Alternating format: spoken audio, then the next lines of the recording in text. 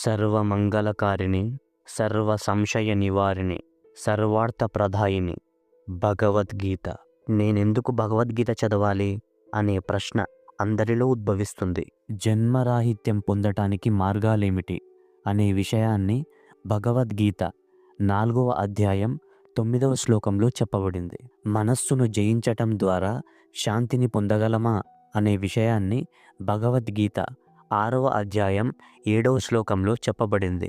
భగవంతునికి భక్తునికి మధ్య సన్నిహిత సంబంధం ఎలా ఏర్పడుతుంది, భగవంతుని చూడడం సాధ్యమేనా అనే విషయాన్ని భగవద్గీత 6వ అధ్యాయం 30వ శ్లోకంలో చెప్పబడింది. చంచలమైన మనస్సును నిగ్రహించడమెలా అనే విషయాన్ని భగవద్గీత 6వ అధ్యాయం 35వ శ్లోకంలో చెప్పబడింది. కొద్దిగా భక్తిని చేసి మధ్యలో విడిచివేసిన వారి గతి ఏమిటి?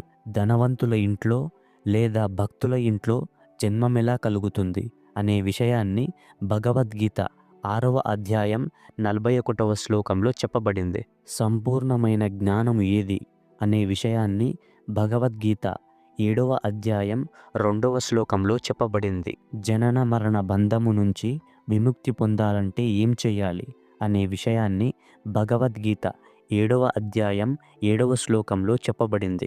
మాయను జయించే ఉపాయమేమిటి అనే విషయాన్ని భగవద్గీత 7వ అధ్యాయం 14వ శ్లోకంలో చెప్పబడింది. శ్రీకృష్ణ భగవానుడు జ్యోతిస్వరూపుడా లేక ఆకార స్వరూపుడా అనే విషయాన్ని భగవద్గీత 7వ అధ్యాయం 24వ శ్లోకంలో చెప్పబడింది.